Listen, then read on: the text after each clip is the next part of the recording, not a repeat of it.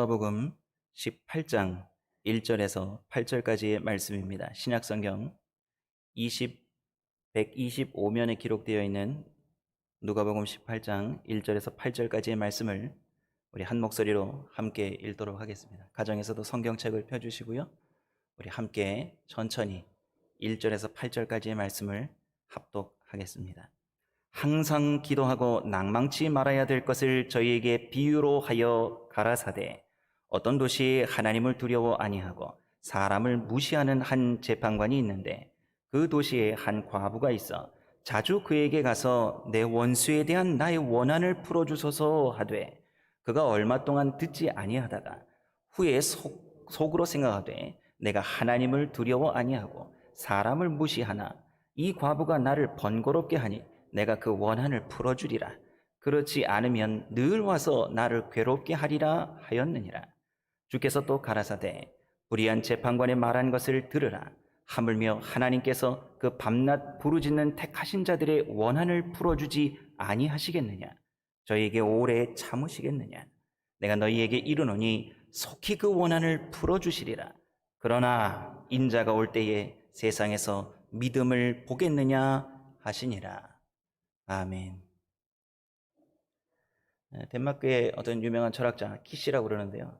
이분이 그런 말을 했어요. 불안을 극복하는 유일한 길은 신앙입니다. 이런 이야기를 했더라고요. 철학자가 이런 얘기를 하면 신선하잖아요. 인간의 이성을 존중해야 되고 사람의 사리에 맞는 이야기를 또 정의롭고 자기들이 생각하는 논리적인 말을 해야 되는데 철학자가 불안한 시대에 불안에 떨고 있는 사람들에게 불안을 극복하는 유일한 길은 신앙입니다 라고 이야기하니까 이게 좀 충격인 거죠. 지금 불안한 시대를 우리가 살고 있습니다. 불안한 시대에 신앙생활 잘해야 이 불안을 극복할 수 있다는 거 우리가 한 번쯤 또 생각해 보게 되는 그런 명언이기도 하죠. 근데 이제 신앙생활 이렇게 해가지고 교회 용어사전에 이렇게 쳐보시면 신앙생활을 잘하는 거룩한 습관 해서 한 6가지 정도가 이렇게 기록되어 나옵니다. 그 중에 맨 앞에 있는 2가지를 소개해 드리면 우리가 다 알고 있는 겁니다. 첫 번째 뭘 해야 되냐면요, 거룩한 습관으로 말씀을 읽을 것, 이렇게 기록되어 있습니다. 두 번째는 뭐겠습니까? 두 번째가 기도할 것입니다. 그 밖에 봉사, 모임, 헌금 이런 것들이 기록되어 있는데요, 가장 중요한 것이 말씀과 기도 생활이죠. 오늘 그 중에서 이제 오늘 우리가 함께 읽은 본문을 중심으로요, 기도에 대해서 좀 살펴보려고 합니다. 이제 예수님께서 기도를 가르치시면서 오늘 이제 전제를 하나 주셨어요. 항상 기도하고 낭망치 말아야 될 것, 이렇게 먼저 전제를 하나 제시하셨어요. 그리고 나서 이제 2절부터 비유를 말씀하시는 거예요. 그 비유의 내용은 간단합니다.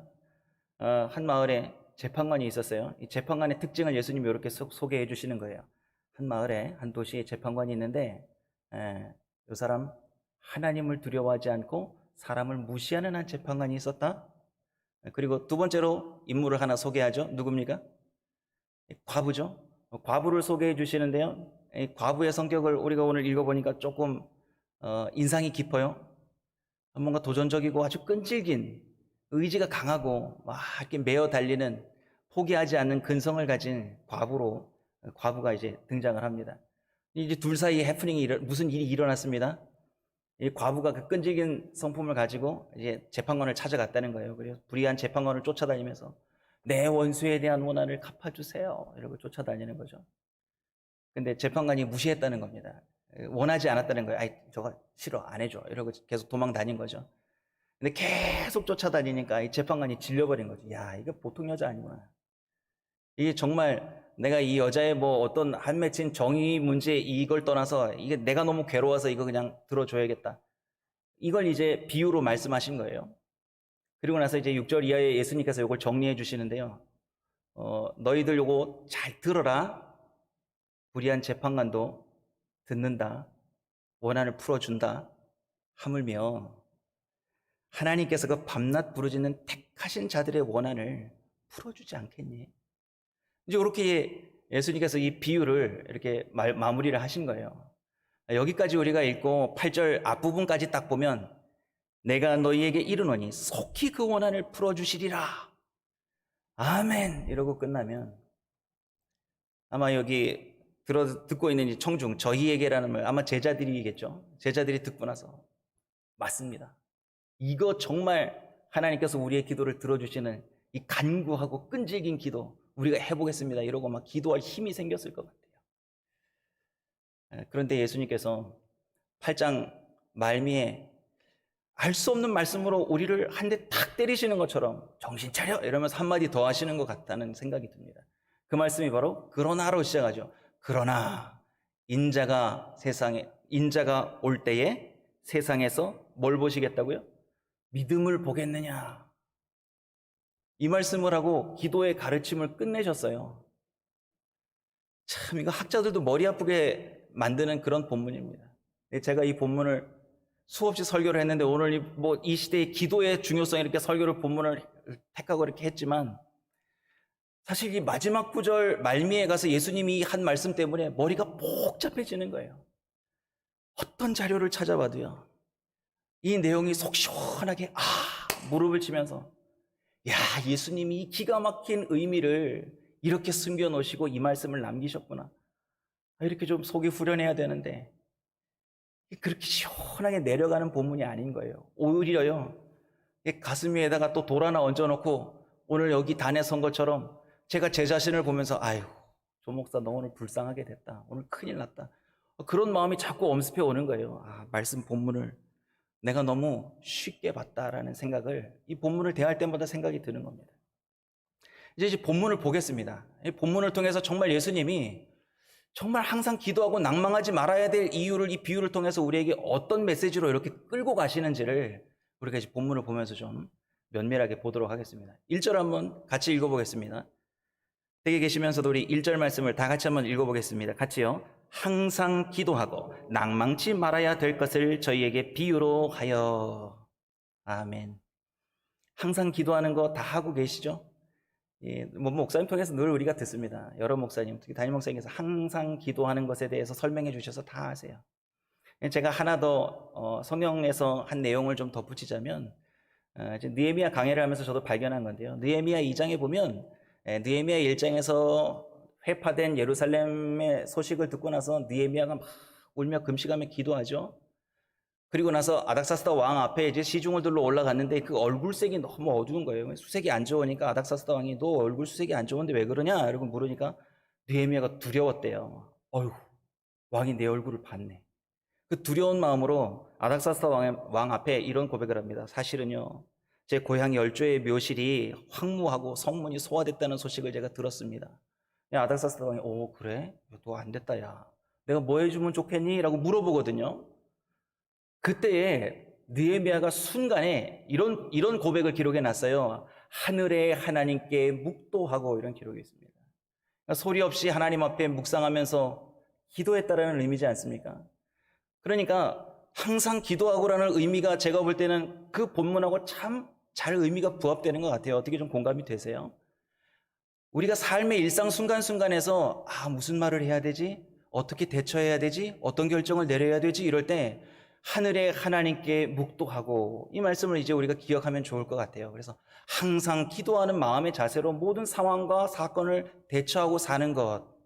아마 이게 신약 성경에서 말씀하시는 항상 기도하는 그러한 삶의 모습이 아닐까 이렇게 정의해 볼 수 있습니다.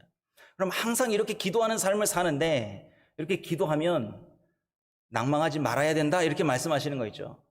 근데 여기서 또 이제 걸리는 거예요. 여러분 기도를 그렇게 항상 하시는데 시시때때로 내 마음 가운데에서 주님을 묵상하고 사는데 낭망할 일이 없으신가요?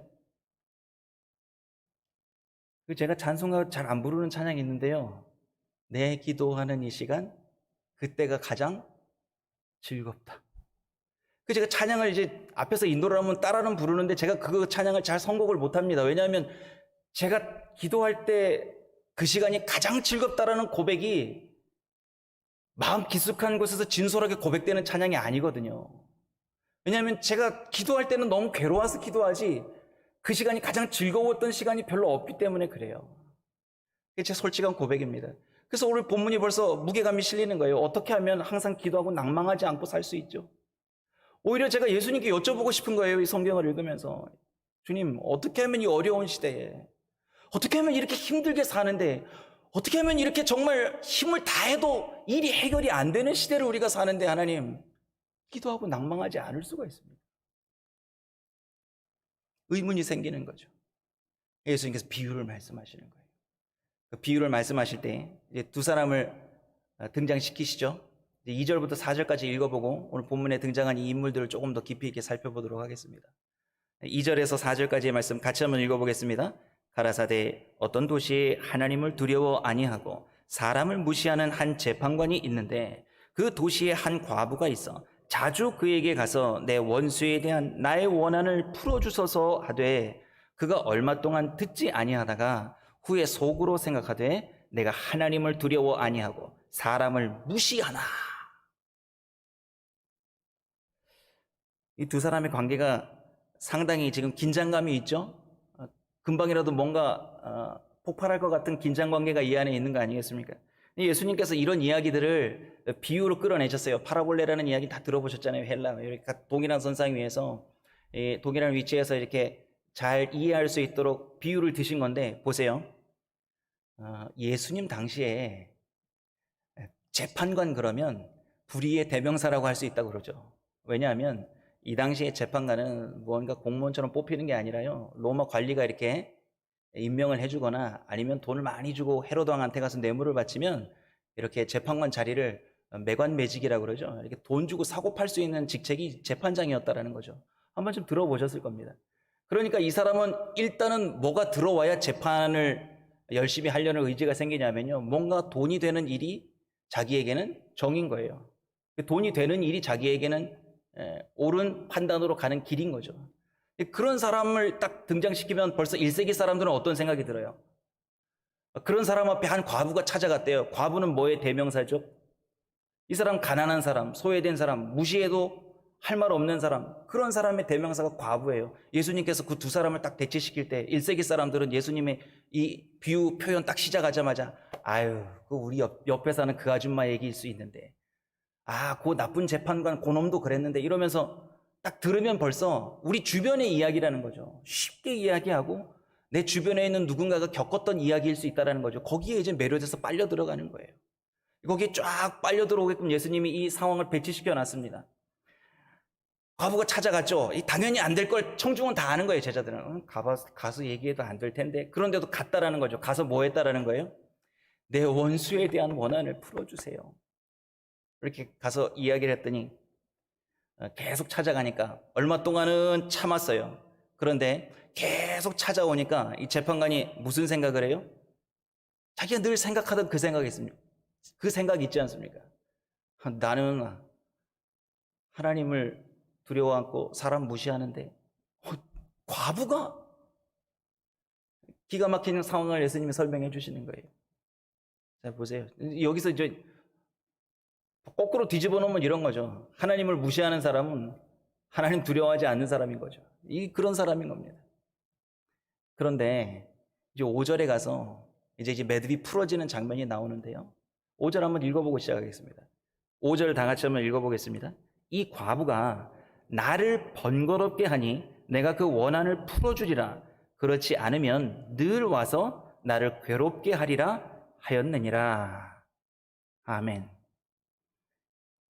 그러니까 이 사람이 뭐 갑자기 정의감이 솟아서 이거 공정한 재판을 해야겠다, 원한을 풀어줘야겠다, 이런 마음이 든 게 아니라는 거예요. 정말 번거롭게 하는 거죠. 자꾸 찾아오니까 귀찮게 하는 거죠. 출근하려고 나가도 뭐 이렇게 좀 설명을 드리는 겁니다. 우리가 그 상황 속을 이렇게 그려보는 겁니다. 이렇게 나가서 일을 하려고 딱 나가는데 갑자기 집 대문 옆에 있다가 싹 나타나가지고 내 원수에 대한 원한을 갚아주소서, 딱 이러면 섬찟하겠죠. 갑자기 그렇게 불쑥불쑥 나타나면. 그렇게 계속 찾아와가지고 일상생활을 못하게 할 정도로 이 과부가 찾아왔다라는 겁니다. 그게 이제 번거롭게 했다라는 이제 예수님의 표현입니다. 그리고 이렇게 번거롭게 했기 때문에 내가 원한을 풀어주리라. 그렇지 않으면 이 과부가 계속 나를 와서 괴롭게 하겠구나라고 생각한 거예요. 풀어줘야지라고 마음을 먹은 겁니다. 그렇지 않으면 이 여자가 나를 괴롭게 한다. 예수님께서 비유 표현 쓰실 때 재미있는 표현을 쓰신 거예요. 괴롭게 한다. 이게 괴롭게 한다라는 표현이 이게 헬라 원어를 제가 찾아보니까 뭐 이런 의미가 있더라고요. 이게 피아제라는 말인데 이게 휘포라는 말이 뭐 아래라는 말이거든요. 이게 화스라는 말이 눈밑을 치다라는 이게 문자적 의미가 그런 겁니다. 계속 와서 나를 괴롭게 하리라. 이게 무슨 말이냐면 계속 와서 눈밑을 치리라. 눈밑을 계속 치는 거죠. 멍들 때까지 치는 겁니다. 계속 때려서 아프게 해서 멍들게 해서 나를 망신 줄 것 같아서 이거 들어줘야겠다. 그렇게 해서 마음을 고쳐먹었다라는 겁니다. 여기까지 상황이 이해가 되시죠? 기도를 설명하시면서 이 비유를 드신 거예요. 그러시면서 이 본문을 듣는 사람들은 웃었겠죠. 이게 웃기는 장면입니다. 말도 안 되는 것 같지만 이 장면을 예수님께서 비유로 드는 이 장면 속에서 실수하게 되는 거예요. 참 웃긴 일이네. 그런 일도 있네. 이렇게 생각하는 거죠. 그런데 그렇게 넘어갈 일이 아니라는 걸 예수님께서 6절에 말씀하시죠. 우리 6절, 7절 같이 한번 읽어보겠습니다. 같이요. 주께서 또 가라사대 불의한 재판관의 말한 것을 들으라. 하물며 하나님께서 그 밤낮 부르짖는 택하신 자들의 원한을 풀어주지 아니하시겠느냐? 저희에게 오래 참으시겠느냐? 아멘. 여기 보면 제자들은 이제 힘을 얻겠죠. 이 1세기 청중들은 정말 힘을 많이 얻었을 거예요. 야, 되는구나. 이렇게 기도하고 찾아가고 끈질기게 강권해서 강청하면 하나님께서 들어주신다고 그런 말씀을 하시는 거구나 라고 생각하는 거죠. 더군다나 또 8절 이렇게 앞부분을 우리가 아까 읽었지 않습니까? 제가 8절 앞부분을 읽어드릴게요. 내가 너희에게 이르노니 속히 그 원한을 풀어주시리라. 아멘. 아멘이 저절로 나와야죠. 와, 내 지금 이 어려운 상황을 하나님 내가 막 부르짖고 기도하고 막 넘어져서 막 아글아글 쓰면 하나님께서 이 불의한 재판관보다 의로우시니까 하나님 반드시 들어주시리라. 근데 어떻게 들어주시리라? 속히 들어주시리라. 아멘 소리가 더 커지는 거죠. 속히라는 말이 주석에 보니까 그런 의미가 있더라고요. 엔타게이라는 말이 이게 속히라는 의미로 번역된 게 조금 아쉬운데 이렇게 해석됐으면 더 본문이 이해가 쉽게 진행되는 것 같아요. 이게 갑자기 하나님께서 속히 응답하신다. 근데 갑자기 응답하신다는, 갑자기 우리가 기도하고 매달리고 강청하고 간구했지만 우리가 알지 못하는 어느 순간에 하나님께서 그 원한을 풀어주신다라는 거예요. 근데 이 단어의 문맥상 연결을 쭉 보니까 이러한 긴박한 상황들이 돌아가는 시점을 떠올리게 돼야 되거든요. 떠올려야 되거든요. 이런 우리가 알지 못하는 불현듯 갑자기 우리의 원한을 확 눈 녹듯 풀어주시고 녹여주시는 그때가 갑자기 나타날 텐데 그때가 언제일까요? 그때가 있다라고 말씀하시는데 그러고 나서 이제 머리가 아프기 시작하는 거죠. 마지막 남은 구절을 읽으면서부터 이제 그러나 인자가 올 때에 세상에서 믿음을 보겠느냐? 이러고 이제 끝내시거든요. 설명을 들어도 지금 어디로 가야 될지 갈 길이 나오질 않아요. 그런데 오늘 인자가 올 때부터 이제 본문 말씀을 좀 더 심도 있게 보겠습니다. 인자가 오실 때, 하나님의 아들 그리스도께서 오실 때, 그때가 언제죠? 재림의 때죠. 18장을 읽으면서 왜 갑자기 이런 말씀을 하셨을까라고 생각했더니 17장에 올라가 보니까 이미 주님이 말씀하셨더라고요. 예수님께서 말씀하셨어요. 어느 때를요? 내가 다시 온다. 근데 그때의 이 세상의 상황이 노아의 때처럼, 롯의 때처럼 그때와 같을 것이다. 그 재림의 때 이럴 거다라는 걸 그 바로 앞장에서 이렇게 설명하고 계신데요. 17장 27절에서 30절입니다. 화면에 안 나갑니다. 가정에서도 한번 찾아보시기를 바랍니다. 누가복음 17장 27절에서 30절에 인자의 오실 날 그때의 우리 세상을 한번 예수님 말씀하셨는데 같이 한번 읽어보겠습니다. 함께요. 노아가 방주에 들어가던 날까지 사람들이 먹고 마시고 장가들고 시집가더니 홍수가 나서 저희를 다 멸하였으며 또 롯의 때와 같으리니 사람들이 먹고 마시고 사고 팔고 심고 집을 짓더니 롯이 소돔에서 나가던 날에 하늘로서 불과 유황이 비오듯 하여 저희를 멸하였느니라. 인자의 나타나는 날에도 이러하리라. 아멘. 주님 다시 오시는 날 우리는 아니겠지요라고 우리가 생각하고 이 본문을 본다면 우리는 우리의 믿음을 너무 자만하는 거죠. 여러분, 세상과 떼일 수 없는 관계 속에서 살아가고 있는 사람이라면 오늘 주님께서 마지막 때에 행하는 이 일들 속에 우리도 있을 수 있다라는 걸 말씀하시는 거예요. 왜냐하면 이 말씀을 듣고 있는 사람들이 주님의 몸된 제자였고 그들을 몸소 가르쳐 주신 말씀의 제자였고 또 이 메시지를 듣고 있는 사람들이 복음의 은혜를 덧입은 사람들이고 앞으로 복음의 은혜 안에 살아갈 사람들입니다. 그러면 독자들이 이 말씀을 읽으면서 지금 누구에게 하시는 말씀이라고 받아들여야 돼요. 아, 이건 나에게 하시는 말씀이고, 내가 이렇게 사는 모습으로 주님이 올 때를 잊어버리고 마치 그날이 먼 날에 이루어질 것처럼 생각지 않고 살 때, 그때에 주님께서 오실 수 있다는 거죠. 그 주님의 다시 오실 긴박성에 대해서 아무도 생각하지 않고 사는 그때에 주님께서 오실 것이다. 그때에 뭘 보시겠다고요? 그때에 그 세상 속에서 우리에게서 믿음을 찾아보시겠다는 거예요. 믿음을. 아니, 지금 방향이 어디로 가는 겁니까, 주님? 기도를 가르쳐 주신다면서요. 항상 기도하고 낭망하지 말라고 가르쳐 주시고, 기도하면 그 정의롭고 공의로우신 하나님께서 그 하나님의 시간, 하나님의 카이로스에서 우리를 원한을 풀어주시는 그 은혜를 우리에게 주시겠다고 말씀하셨는데 왜 갑자기 주님 다시 오시는 그때 우리에게서 믿음을 찾으시겠다고 하십니까? 그러면 또 이제 성경을 찾아봐야죠. 헤매야죠. 도대체 어떤 믿음인가? 기도와 믿음의 연결점이 무엇인가? 왜 예수님은 재림의 때에 우리에게 믿음을 요구하고 계시고 그 믿음은 기도와 어떻게 연결된 믿음인가라는 것에 대해서 고민해 봐야죠. 말씀을 막 불을 켜고 찾아봐야 되는 거죠. 찾다가 보니까 누가복음 11장에서 예수님께서 기도를 먼저 가르치셨더라고요. 예수님의 제자 중에 하나가 예수님께 와서 예수님, 저희에게도 기도를 가르쳐 주십시오라고 묻습니다. 그렇게 청원을 하니까 예수님께서 그래, 기도를 가르쳐 주시. 그리고 주기도문을 가르쳐 주셔요. 그래서 주기도문 기도를 가르쳐 주신 다음에 또 다음으로 가르쳐 주신 기도가 뭐냐면 비유를 통해서 말씀하시는데요. 어느 한 벗이 손님이 와서 벗이 찾아와서 떡덩이 3개를 구하러 찾아가서 벗에게 떡덩이를 요청하는 겁니다.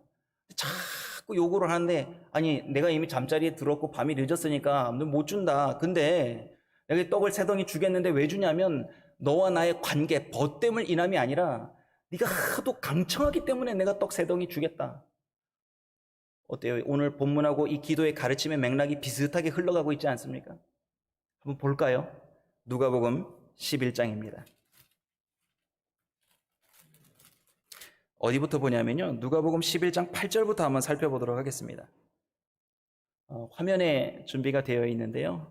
찾으시기 조금 불편하신 분들은 화면을 보시고 또 성경을 찾으실 수 있는 분들은 누가복음 11장 8절에서 좀 깁니다. 13절까지인데요. 제가 읽을 테니까요. 눈으로 한번 따라서 보시기 바랍니다. 내가 너희에게 말하노니 비록 벗됨을 인하여서는 일어나 주지 아니할지라도 그 강청함을 인하여 일어나 그 소용대로 주리라. 내가 또 너희에게 이르노니 구하라 그러면 너희에게 주실 것이요 찾으라 그러면 찾을 것이요 문을 두드리라 그러면 너희에게 열릴 것이니 구하는 이마다 받을 것이요 찾는 이가 찾을 것이요 두드리는 이에게 열릴 것이니라. 너희 중에 아비 된 자 누가 아들이 생선을 달라 하면 생선 대신 뱀을 주며 알을 달라 하면 전갈을 주겠느냐? 너희가 악할지라도 좋은 것을 자식에게 줄 알거든 하물며 너희 천부께서 구하는 자에게 성령을 주시지 않겠느냐 하시니라. 아멘. 보세요. 오늘 우리가 누가복음 18장을 봤지 않습니까? 이게 지금 흘러가면서 누가복음엔 기도의 강조 내용이 참 많아요. 근데 끝부분에 가서 예수님이 의도한 것이 우리들이 의도했던 것과 다른 방향으로 흘러가면서 정점을 땅 찍을 때가 많다라는 겁니다. 근데 오늘 보세요. 오늘 예수님께서 기도를 가르쳐 주시면서 강청하는 기도의 그 강청 때문에 벗됨, 관계 때문에 주는 게 아니라 강청하는 기도 때문에 떡 3덩이 준 거 잘 듣고 기록해라. 그 다음에 말씀하시잖아요. 이어서 같은 맥락으로 나가는 것만 같아요. 구하는 이마다, 찾는 이마다, 두드리는 이마다 다 받는다, 다 준다. 너희 중에 아비 된 자가 아들이 너희 가운데 생선을 달라면 생선 대신 뱀을 주며 알을 달라면 전갈을 줄 자가 있느냐? 너희 중에 악한 자라도 자식에게 좋은 것으로 줄 알거든 하물며 하늘에 계신 너희 천부께서 너희가 원하는 것을 다 주지 아니하시겠느냐? 이렇게 해야 우리의 기도가 응답되어지는 맥락과 제자들이 지금 듣고 앉아서 이렇게 있다가 이거 우리가 기도하면 다 들어주시는구나 이거하고 맞아떨어지는 거죠. 그러면 우리의 속이 후련하죠. 그러면 기도가 하나님께서 원하시는 방향으로 완성됐다라고 막 박수를 치면서 우린 그 자리를 박차고 일어나서 기도의 자리로 바로 달려갈 겁니다. 그런데 예수님께서 기도해라, 하나님께서 주실 것이다, 찾아라, 찾는 자마다 주실 것이다, 두드려라, 다 열려질 것이다. 아버지 된 하나님께서 자식 된 너희들에게 좋은 것으로 주지 않겠느냐, 뭐든지 구해라. 그런데 하나님께서는 너희에게 가장 좋은 것을 주기 원하신다. 그건 성령님이다. 앞뒤가 안 맞는 것 같잖아요. 그런데 우리가 이 본문 안에서 제자의 자리에서 예수님의 말씀을 고개를 숙이고 반성하는 마음으로 들어보면 이런 생각이 드는 거 아세요? 예수님, 내가 원하는 거 다 들어주신 하나님, 주의 이름으로 구하는 것마다 나의 모든 생사와 복을 주관하시는 그 하나님께서 나에게 주고 싶어 하시는 모든 것 구하는 대로 주시는 그 하나님을 찬양합니다 이러면서 막 속으로 기뻐하겠죠. 그런데 예수님은 지금 하고 싶으신 말씀이 뭐예요? 너희가 구하는 것 말고, 너희가 두드리는 것 말고, 너희가 열고 싶은 것 그것 말고, 너희가 필요한 것 말고, 너희가 정말 쓰고 싶은 것 말고, 너희의 소원대로 이루어지는 그 기도 말고 하나님이 주고 싶어 하시는 게 있다. 그게 뭔지 아니? 그게 하나님 자신이야. 이렇게 말씀하시는 거예요. 눈이 번쩍 뜨이는 거예요. 고개 숙이고 있다가 이야 이러다가 그럼 뭘 구해야 되지? 뭘 구해요? 하나님을 구하는 겁니다. 그래서 기도와 믿음과 연결되어지는 방향이 어디로 가고 있어요? 하나님께서 구하는 것을 주시는데 그 구하는 것은 하나님께서 원하시는 것을 그 구하는 것 위에 주시겠다는 거예요. 하나님께서 주시는 건 바로 하나님 당신이라는 걸 제자들은 아직 몰랐겠죠. 근데 우리는 아시잖아요. 주님께서 십자가 사건을 통해서 우리가 그걸 바라보고 믿는 자마다 구원받는 그 길을 열어주셨다는 거, 그거 우리가 믿습니다. 그 믿음을 가지고 살아가는 사람들이 기도를 하는 거예요. 그 기도하는 사람들이 그 하늘의 신령한 은혜와 구원을 맛본 사람이 자꾸 썩어질 거에 자꾸 관심을 가지는 거예요. 하나님 내 거 주셔야죠. 내가 필요한 거 주셔야죠. 근데 하나님과 계속 대치되는 기도를 하는 거죠. 하나님은 계속해서 뭘 주고 싶어 하시는데, 하나님은 당신을 내어주고 싶어 하시는데 우리는 그걸 찾지 않는다라는 거예요. 여러분, 우리가 신앙생활을 마치고 우리의 심장이 멎고 호흡이 멈추면 우리가 갈 곳이 있습니다. 다 아시죠? 우리 거기 가서 다 만나야 됩니다. 그런데 우리가 그 나라에 가기 위해서 필요한 게 뭐겠어요? 돈으로도 못 가죠. 뭘로 가고 싶으세요? 정말 인자가 우리를 저 공중에서 우리를 부르실 거 아니야. 땅으로 오시지 않아요. 공중에 재림하실 때 우리가 올라가는 거예요. 우리가 주님 앞에 올라가는 그날 우리에게 무엇을 요구하시겠어요? 결혼했니? 어떻게 택스는 다 냈니? 집은 몇 평이나 장만했니? 애들은 예수 잘 믿니? 이런 걸 물으시는 게 아니라는 거예요. 하나님께서 요구하시는 건 우리 안에 있는 하나님을 향한 구속하시는 그 믿음을 보고 싶어 하신다라는 거예요. 어떠세요? 조금 예수님께서 의도하신 이 말씀의 진리에 우리가 가까이 있다고 좀 공감이 되시나요? 근데 우리가 자꾸 지금 어렵잖아요. 오늘 이 과부의 현상이 어떻게 보면 그냥 문맥상으로 보면 우리가 정말 억울함에 가득 찬 과부 같잖아요. 신앙생활 정말 열심히 한 것 같고 주를 위해 산 것 같은데 너무 허망하게 이 코비드 사태 안에서 우리가 무너지고 있어요. 여러분, 기도해도 안 된다 그러면 무너지는 거 아니에요. 저는 제가 믿음이 좋은 줄 알았거든요. 막 교회 가서 열심히 사역하고 몸이 으스러지도록 막 교회를 여러 군데 섬기면서 정말 온 힘을 다하면서 믿음을 지켰다고 생각했거든요.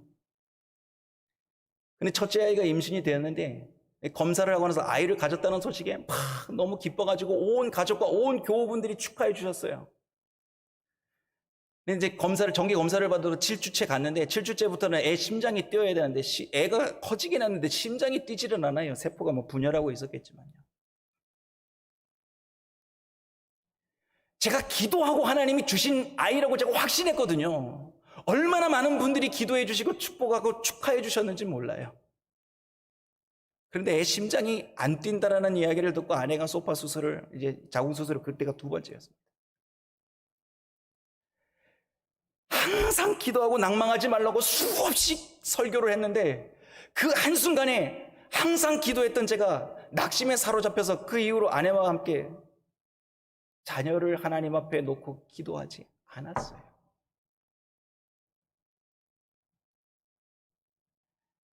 그때 제가 깨달았어요.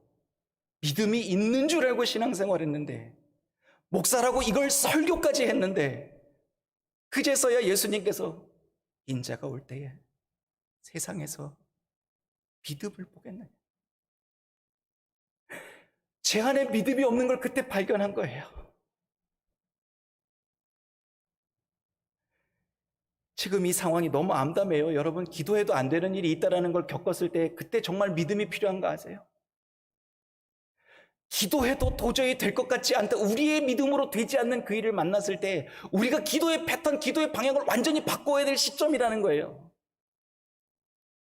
어떻게 해요? 무슨 힘으로 기도를 바꿔요? 근데 그렇게 억울하고 힘들지만 또 기도가 되더라고요. 하나님, 너무 속상하니까 기도가 되더라고요. 너무 안 되니까 기도가 되더라고요. 그런데 저는 힘들고 어려워서 죽겠다고 하나님 살려달라고 기도했거든요. 정말 괴로워서 못 살겠더라고요. 하나님, 너무 괴롭습니다. 하나님, 이제 사람들 만나는 것도 너무 싫은 거예요. 사람들이 얼굴 대하는 것도 싫고, 와서 아이고 목사님 힘내세요 이 소리도 듣기가 싫은 거예요. 그런데 그렇게 눈물로 기도하는 줄 알았거든요. 그게 저를 이끌어가는 기도인 줄 알았거든요. 내가 살기 위해 하는 게 기도라고 생각했는데 하나님께서 이런 깨달음을 주시는 거 있죠. 아, 이 기도는 하나님께서 나를 살리려고 기도를 하게 하시는구나. 기도조차도 내 힘으로 하는 게 아니구나. 믿음도 내 힘으로 신앙생활하는 거 아닙니까? 하나님께서 주신 그 믿음을 붙잡고 사는 게, 그게 믿음 생활하는 거구나. 그러니까 예수님께서 기도를 가르치실 때에 구하고 자꾸 두드려다 주마, 다 주마. 그러나 하나님이 주실 게 있다. 그거 받아야 된다. 그거 구해야 된다. 그게 지금 가장 너희에게 좋은 것이다. 그게 바로 성령님, 우리 하나님이시라는 거예요. 여러분, 그래서 이제 기도의 제목을 바꿔야 우리가 기도하고 낭망하지 않을 수 있다는 결론에 도달하게 되는 거죠. 여러분, 사업이 힘들어서 이제 망하게 됐어요. 이제 문 닫아야 됩니다. 사업장을 잃었어요. 그래도 낭망하지 않는 길이 있습니다. 하나님을 구하세요. 하나님을 더욱 강하게 붙잡으세요. 그 길밖에는 없지 않아요? 여러분, 자녀에게 문제가 생겼어요. 하나님이 원하시는 방향으로 헌신하고 일했어요. 모든 것을 다 드렸어요. 그런데 세상에 실패자로 낙인이 찍혔어요. 그런데도요, 하나님을 구하는 사람은 하나님께서 계시다라는 그것을 주신다잖아요. 그걸 받고 그걸 붙잡고 살라고 그러시잖아요. 그러면 뭐 하지 않을 수 있다고요? 낭망하지 않을 수 있다고요. 그래서 제가 기도 바꿨어요. 하나님, 제게 환경, 필요한 거, 자식까지도, 가정까지도 하나님, 내가 원하는 방향으로 더 구하지 않습니다. 저는 이제 하나님을 구하겠습니다. 우리 집 가장은 제가 아니라 하나님 호주시잖아요. 내 아들의 마지막 길잡이요 목자가 되신 그 주님은, 목자는 하나님이시잖아요. 내가 어떻게 이 자식을 끝까지 책임집니까? 내가 내 아내를 어떻게 끝까지 책임집니까? 하나님, 나의 모든 건 하나님 안으로, 내 안에는 하나님으로 가득 차기를 원합니다. 그러한 삶을 사는 사람들, 그러한 사람들을 하나님이 찾으시겠다라는 것, 저는 그렇게 이 본문을 이해했습니다. 여러분은 어떠세요? 항상 기도하고 낭망하지 말아야 될 그 길을 이 말씀 안에서 여러분들도 묵상하시면서 읽고 또 읽으시면서 함께 발견해 보시기를 부탁드립니다. 기도하겠습니다. 하나님, 항상 기도하고 낭망하지 않겠습니다. 우리의 모든 상황이, 우리의 환경이, 우리의 물질이, 우리의 건강이 최악의 상황에 나락에 떨어졌다 해도 우리는 더욱 기도하겠습니다. 하나님의 정하신 그 카이로스의 시간을 바라보면서 세상에 썩어져가는 것들, 세상에 다 내려놓고 두고 떠나야 하는 그것들에 우리의 마음이 빼앗기지 않기를 원합니다. 이제 우리는 오직 하나님을 구합니다. 주님의 그 구속하신 십자가의 은혜 안에서 살다가 주님께서 공중에 다시 오시는 그날 믿음을 보고 싶어 하시는 그 주님의 시선 안에 우리 한 사람 한 사람이 들림을 받게 하여 주시옵소서. 예수님의 이름으로 기도드립니다. 아멘.